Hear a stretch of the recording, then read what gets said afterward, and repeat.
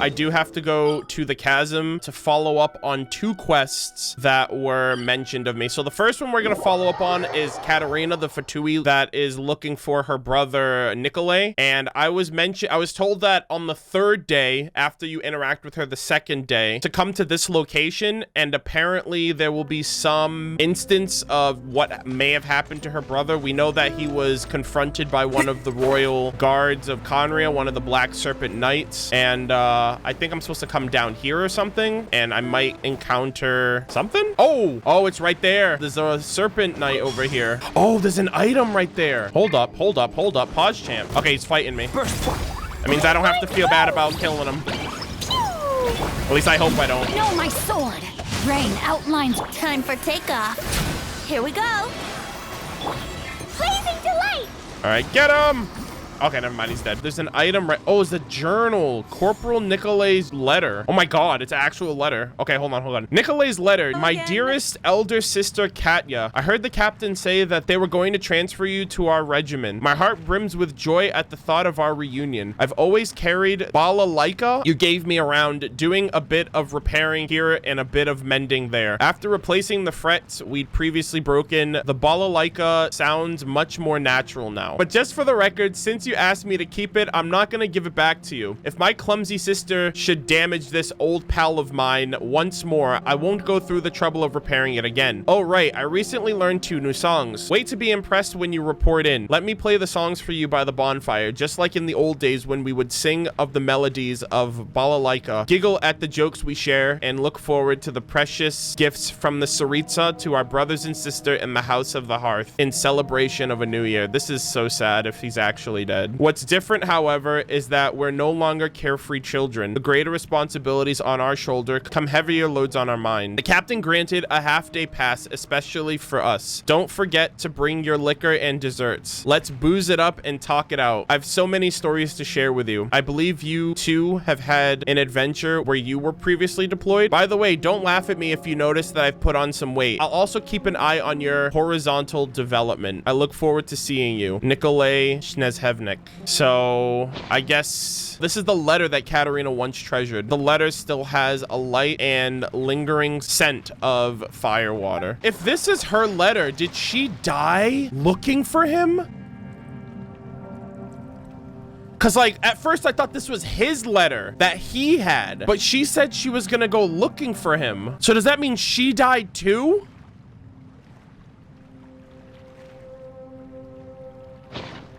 Oh my God, dude. That's so fucking tragic. And that sucks too, because the fucking, like, the only reason they got put in this situation is because the Fatui fucked up with Liyue, right? Child and the Fatui, like, were trying to summon Osile and all of that. And then that's when Liyue was just like, yeah, we're cutting off all ties with the Fatui. Stop giving supplies to the Fatui down in the mines. And that's what, that's why everything's, like, all fucked now, because, like, they had no support and she got left behind. And then her brother gets redeployed elsewhere. He gets caught in a situation. He gets killed off. Meanwhile, you got Anton in his whole platoon. You have Anton in his whole platoon. I don't know. I just feel really bad for them. They definitely humanize the Fatui a lot more than what they've portrayed them in the main story, where they villainize them a lot. Like, I kind of feel bad for, I feel really bad for some of these people that are like just caught in the crossfires, especially since most of them are like orphans. You know what I mean? Like, they barely have any family other than each other. Yeah, I don't want to blame Child necessarily, but like if Child was like, because you know, right, because the Tsaritsa also like knew what was going on. I'm just wondering if the Tsaritsa really doesn't care about her own people that much, right? Because in the trailer it says like she is a god with no love left for her people, nor do they have any love left for her. So if she's out here like I'm gonna have all of these different plans in play and I don't care what happens as long as we get results, then that's kind of fucked up. Because the Tsaritsa also had a contract with Zhongli, so she knew she was gonna get his gnosis, but it was at the cost of like all of this collateral damage, which is really sad to see. That's so sad, man. At first I thought that was Nikolai's letter, like that he was gonna give to his sister, but then I remembered the sister said that she would always keep it on her. But then I'm like, so does that mean that that was her letter, like dropped after the royal, like after that knight, you know, killed her or whatever? It's so fucked. Fuck, man. Damn, they are not pulling their punches with some of these plot lines going on in the chasm. A lot of these are really, like, unfortunate. Okay, so I'm gonna come back here. I think the second storyline, oh my God, Ji-Chang, please do not. She's missing again! Again, dude! Bruh, I am so... If you're looking for Ji-Chang, she left. Where'd she go? I don't know. I got distracted for just a moment, and just like that, she was gone. I just hope she knows what she's doing. I really do hope so.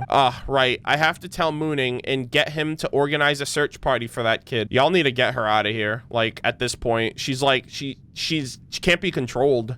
We'll go get Mooning. Ugh, that Ji-Chang, she's gone again. Let's go back to the surface and look for Mooning quickly. Okay, Mooning, we gotta put a search party together. This girl is going AWOL. Ji-Chang's not with you. Words come down from the ministry. On account of the invaluable help that her maps have brought to the Huishan Hall, the Ministry of Civil Affairs has decided to make an exception for her. Let me see. Invite her to be formally accepted as a consultant and guide. Congratulations to her are in order. It seems that all that running around wasn't for naught. She left. Left? What do you mean? But the Millilith didn't tell me of anyone leaving the chasm. Ji-Chang left the team. Hang on a minute. You mean she left the exploration team? As in Ji-Chang left the team? Yes. Which part of that don't you get? I get it. I will put a search and rescue party together immediately. If she is still in the chasm, we should be able to find her. She might just be doing something harebrained again, or perhaps she left for another reason, but regardless, we must find her. In her current condition, working away from the team is simply far too reckless. She's a restless one, but whatever the case, we are still friends. I might not be the friendliest person around, but I don't simply forget friendships just like that. She's always talking about some big adventurer's dream or something. She's actually been injured quite seriously several times before. Nearly bit it on at least one occasion too. But here I thought she'd settle down for a bit. I had hoped that she'd have forgotten those unrealistic dreams of hers already. Roald, Stanley, it's not like wine and roses with them, you know? But I never expected. To be honest, I was starting to wonder if asking you to come to the chasm was the right decision. If we hadn't, she might still have had a fire lit under her again. Her efforts did produce some results in the end. I mean, it was her choice, you know. Choice, you say. Excuses. She's going there to die. Don't you realize that? Sorry, I spoke a little harshly there. Still, couldn't she just exercise a little bit more patience in the face of things that we mortals cannot change? In 20 or 30 years, maybe even 10, we might have safer underground equipment. Then she wouldn't have to worry about having to go on expeditions to make underground maps. But she's not willing to wait for any of these things. Not at all. No, just has to finish an entire life's work while she's still so young. It's folly, I say, and as a friend, I can't just leave her be. As such, please leave the search for her to me. More accurately, just leave it to the Millilith search party. I'll be there if you need me. Paimon too. We can't just leave our junior adventure behind. We'll be on the lookout on the roads as well. Who knows? Maybe we'll bump into her somehow. I would not be surprised if she went to the pillar. Would not be surprised in the slightest. Okay, we left the beacons here. The beacons are still here, so I don't know if she came this far. Oh, is that it right over there? Dude, she really did come here. Bro. I can barely see. Hold on. There's a letter over here. Looks like someone set up camp. Ji-Chang's letter. Whoa, what was that? Wow, that's a really long letter. Seems like Ji-Chang left it here. It's her, all right.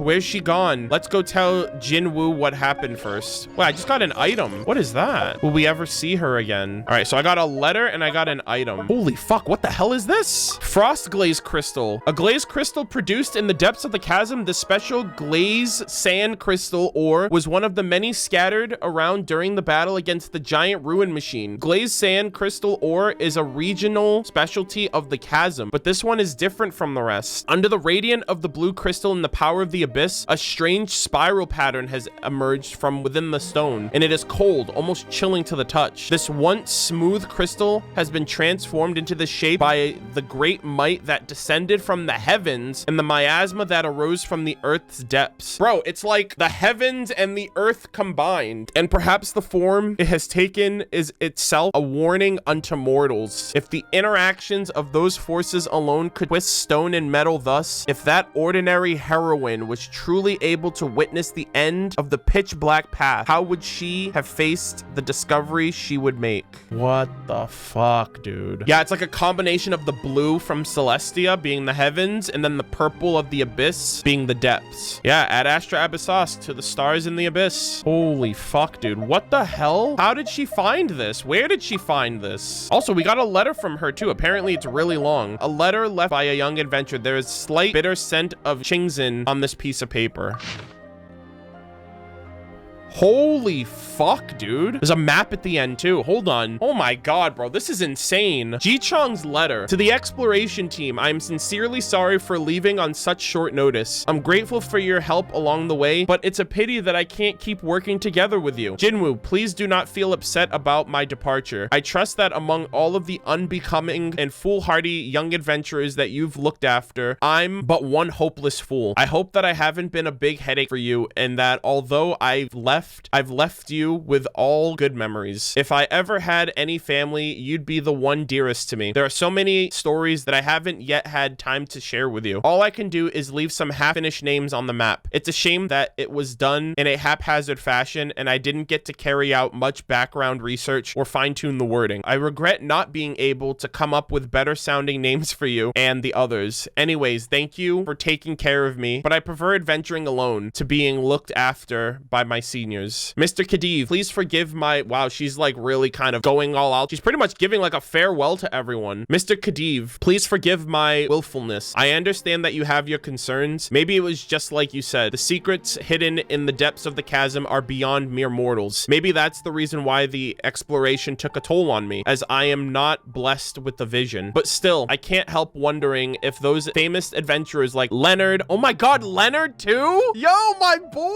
Holy shit, she knows about Leonard? That's awesome. But still, I couldn't help wondering if those famed adventurers like Leonard, Stanley, and Roald have ever witnessed the same marvel as I. The stone halls of old crawling into the dark purple mud gushing out like lava, the translucent azure crystals floating in the air, the damaged stone tablets carved with maps of ancient places, and so many other indescribable wonders. Would those great adventurers have backed out fear of danger, or would they have acted as recklessly as I, persisting in pursuing the inscrutable secrets of the world, even at the price of their common and less dignified lives? Mr. Khedive, as a scholar and also a mere mortal like me, what would your choice be in such a circumstance? Damn, she's even mentioning Cletofo, even though like she didn't trust him for a second. Yeah, for those who don't know, Leonard was a famous adventurer that existed a really long time ago, but he was featured in the version 1.1 event Unreconciled Stars, and he cleared every domain by the time he was 40 years old, and he invented the wing glider. The only place that he never ventured to was the mountain that housed the spiral abyss at the top. That's the only domain that he was never able to... That was the only mountain he was never able to traverse. Yeah, the cutscene's one of my favorites in all of Genshin. Cletofo, please accept my apology for my previous distrust and unwillingness. Dude, like, she really kind of like had an introspective moment, it seems, where she's kind of like acknowledging her faults and like trying to make amends to all the people that she has stressed out or that she feels like she's been a burden to. Even Cletofo, like, she was just like, yeah, fuck this guy. I don't trust him no matter what. Now she's even like willing to apologize for that. Please accept my apology for my previous mistrust and willfulness. I don't have it in for you, despite your annoyingly sneaky ways. Treasure hoarder background, impoliteness to Jinwoo, lack of hygiene awareness when making drinks,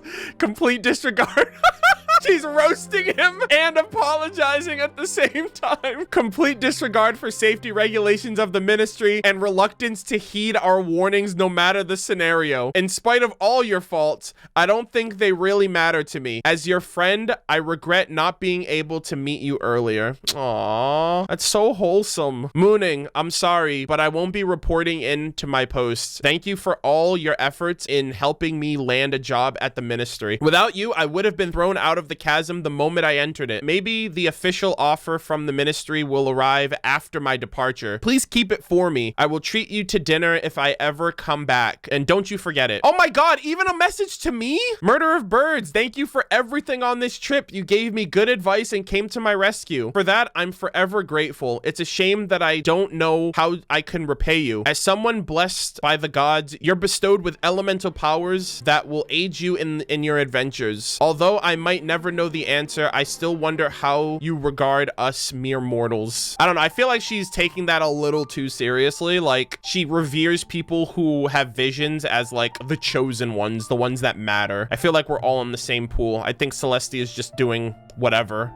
You know, in ancient times, when heroes and Yaksha fought alongside Rex Lapis, when colossal boulders were halved to form the mountains, when giant rocks were cast from the skies to create seabed, what was the place for mere mortals like us, whom the gods had neither noticed nor recognized? What are our mundane loves and hatreds, mundane happiness and tragedies, mundane achievements and accomplishments, mundane bonds and relationships? Are all these just something of no consequence in the eyes of the gods? Are ancient dwellings of the gods and those unfathomable scenes really far beyond the reach of commonplace human courage? It may seem disrespectful to ask these questions when Rex Lapis only just left us, but when compared to the chosen ones who have gained the gods' blessings by chance, what are we mere mortals unnoticed by the gods to make of ourselves? Yeah, she's definitely taking that really seriously. We've also obtained dreams by chance, and we keep pursuing them throughout our busy, bustling lives. We don't want to be forgotten, and for what we strive hard to make even in the slightest difference,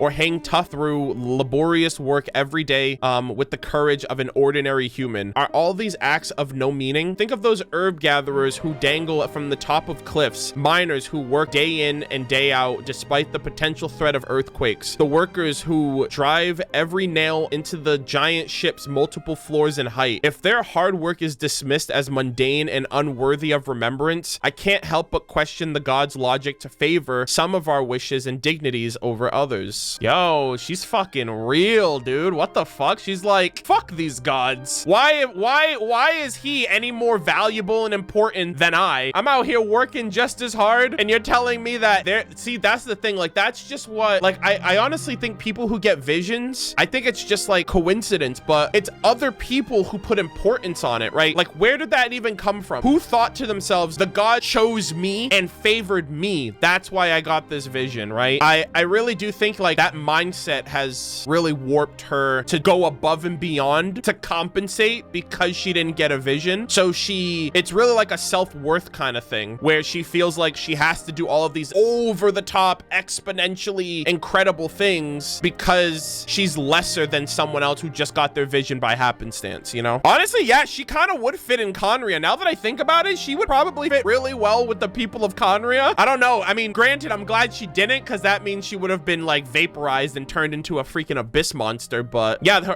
her way of speaking, her mindset now is very like anti-god and anti-vision. With such questions in mind, I follow you into the uncertainty and dangers of the depths of the chasm, pushing my limits as a mere mortal. I wouldn't say that I've conquered or explored the area, but I hope that I at least can put the chasm onto the map that I drew and edited. I want to mark the places that I've been to and the varying sceneries in the chasm with names that belong to mortals, names that belong to me. For lack of a smarter solution, I believe that this is the only way to inspire those who come after me. I want to tell them how far someone who was not chosen by the gods can go and what stories she may leave behind. Yeah, I figured that line right there was basically what I was thinking, where she says, I want to tell you how far a person who was not chosen by the gods can go. So in a way, it's kind of like, you know, it's to that degree, it feels like. Please worry not for me. My journey has only just begun. Once I'm done taking a breather, I'll march deeper in. Thank you for helping me clear the path ahead. I will continue venturing into the depths of the chasm until my strength fails me. Good luck, my fellow teammates. I hope that we shall meet again in our journeys in the near future. And then she's got a map here. Aw, she's got her little doodle drawing. Okay, so she's, so this is like her fully realized map. So the camp is at the top. The middle section is where we found, like, so the first arrow is the camp that we first established. The second arrow is where we saw that first, like that orb that crashed into the ground. Third one is the mushroom, so she must have seen Zamaran. And then the fourth arrow to the right is where the Celestia's pillar is. I don't know what that thing is at the top is. What the hell is that? It's like question mark, question mark. I don't know what that is, unless that's the frost crystal. Oh, it's the mud. Okay, so it's the mud. Okay, so that thing right there with the question marks is the black mud. Jesus Christ, man. I really hope If she came all the way down here, then like, where is she? She says she's gonna travel the depths until her strength gives out. But I don't really know like where else she could be. If not here, like this is the end. This is the bottom. This is the very end point. Yeah, I thought she'd be like at the under the pillar, but she's not. Is there light emanating from this, from underneath this, or is this the pillar acting up? Looks like there's light underneath. Dude, does this go even further beyond? I will say I was not expecting that at all. Like, it's weird. Like, she says that she's gonna travel and explore until her strength gives out, but that she'll meet us. She hopes to see us again in our future journeys or whatever. But I don't know if she means like the afterlife or whatever. But it seems like she was committed to be an adventurer despite people trying to help her and tell her not to. We got to go back to Jinwoo. We got to give her this letter now. Wow, I can't believe that, dude. You thought it was bad enough with Nikolay and Katarina, but like now it's like, our adventurer teammate cartographer is gone. Jinwoo, we found this. All right, relax. What did you find? Does it have anything to do with Ji Chung's whereabouts? It's a letter she left behind. She says she's gone deeper into the chasm. Thank you. Let me see what she's written real quick. This girl, I've never really considered issues this big, so I can't really criticize her life choices, but perhaps I didn't acknowledge her discoveries in time, or give her as much respect or understanding as I should have. It would have been immeasurably more difficult to complete our exploration without her maps, but I only showed concern for her health instead of focusing on her hard work and what she's done so much to achieve. How did I not realize that her work was really different from that of us miners? She just doesn't want to be forgotten. Well, don't we all, as people who aren't favored by the gods? Don't we all? But has anyone been as obsessed as her? And yet, when I think about the moment when I gave up any thoughts of becoming great, when I realized that I would have been used to living day to ordinary day, I feel like I just don't have the right to judge Ji Chung. And I guess now we wait for updates. I don't know if we're gonna get a continuation. Does the chasm go even deeper than this? Is there like a surface and underground and then a depths of the chasm, you know, the underground depths? Because this is like the deepest that we can get as of right now, but only time will tell. I really just hope we don't see a monster down there that's labeled like the cartographer or something, because that's gonna be so fucked up, man. If anything happened to her other than her either dying on her terms or making it out alive and like choosing to actually like temper herself moving forward, only time will tell. Damn, she was great, man. She was such a great, I'll never forget her. I can't speak for the rest of the Genshin community, but if that's what she wants, if she wants to be remembered, I will always remember her. She is a phenomenal character. Damn, now I guess we gotta wash away all this depression because we have an Inazuman festival to get to. Like, what the fuck? Damn, they hit you with both of those, bro. They hit you with Nikolay, and then they hit you with his sister, and then they hit you with freaking Ji Chung. And they're like, okay, now go back and do what you were doing before. And I'm wondering the significance of this frost glaze crystal. Also, this is a quest item from a side world quest, a daily one at that. So like, I wonder if most people will even pick up on doing this and getting this item, and the significance that this item will serve down the road. It also looks very similar to this archaic stone, like the same hue, the same color, right? Purple and blue. And then this one's purple and blue, but it's almost like this crystal is this ore, but twisted. That's what it kind of looks like. We also got the seed. This is like pure exploration. Like, you have a big chance of missing that area altogether, but maybe not, because if it's on your map, some people will make sure that they can try to find that area. Yeah, maybe we'll get some more chasm content. I really hope so. I really hope we get to find out what happened to her. And yeah, I was not expecting the feels to that degree. Ji Chung, one of my top favorite NPCs without a doubt, especially that letter really contextualizes like her thought process, right? It's not just like, I'm not doing this just to be reckless and a child and all this. Like, that's where that is her worldview, is like, I have to overcompensate because I was not chosen. And that's super relatable. I mean, I guess it's relatable in a more like an immortal sense, like not gods, but just like some people being in like optimized positions versus other people. But like that feels, I can sympathize with that because, like, you know, I would probably feel some type of way too if someone was like, hey, I get all this awesome stuff coming my way because I have a vision versus I don't have a vision. Like, what gives? You know what I mean? It's almost like, it reminds me kind of like Avatar, like benders versus non-benders, right? The whole plot conflict of season 1 of Legend of Korra. So I definitely get that. Yeah, Tepe too, actually. Tepe was someone who was willing to mess with nefarious powers that he didn't even realize or know about because he wanted a vision that badly so he could feel useful in war. And that ended up getting him killed. And so Ji-Chang is similar in a way, but it's with exploration and being an adventurer versus being like a soldier of war. The thing is though, I feel like Ji-Chang at the very least was a bit more fleshed out and developed because we were with her throughout the entirety of the Chasm, and her, like, they expressed her tendencies and how she portrayed herself a lot better over time. And then we even got like those 2 additional side quests with her before we got this letter. Whereas Tepe was kind of like, he was kind of like thrusted in the 3rd act of the Archon quest, you know? So you, like, some people aren't able to gravitate towards that in a short period of time. They can obviously sympathize with like what happened to him. And I feel like Tepe is probably the most, at least for me, from what I've seen in the community, Tepe is the most acknowledged non-playable character in the general community besides like Stanley. And I think it's because he was featured in the Archon quest and Stanley in a character quest. And they were both voice acted too, so it's just a lot easier for most people to gravitate towards that versus Ji-Chang. Most people are probably going to overlook this character because the only way you can get any of her development was by talking to her and paying attention to what she was saying and interacting with her and stuff like that. I don't mean to go on this tangent and whatnot, but I just really appreciate the writing team and the people who focus on the character moments and fleshing out NPCs and, you know, the moment to moment stuff like this. This is what I like love the most about Genshin, and I know it's not what most people are interested in when it comes to this game, but like that's ultimately what I care about more than combat, more than Spiral Abyss, more than character building, more than gacha. You know, some people might say, well, that's not what everyone got into Genshin for. That's irrelevant now. It doesn't matter what I got into it for. It's why I'm sticking around. And so to me, at least, like, I really loved the Chasm. The whole plot line with Ji-Chang and the Fatui agents and Nicolay and, you know, all the stuff that we discovered down there was pretty awesome. And yeah, anyways, yeah, I'm also trying to talk so I can kind of get myself out of that like low slump depressive state after finishing those 2 side quests. But we're gonna jump back into Rito and we're gonna get through some of the side quests, some of the event stuff of the Inazuma Festival finally.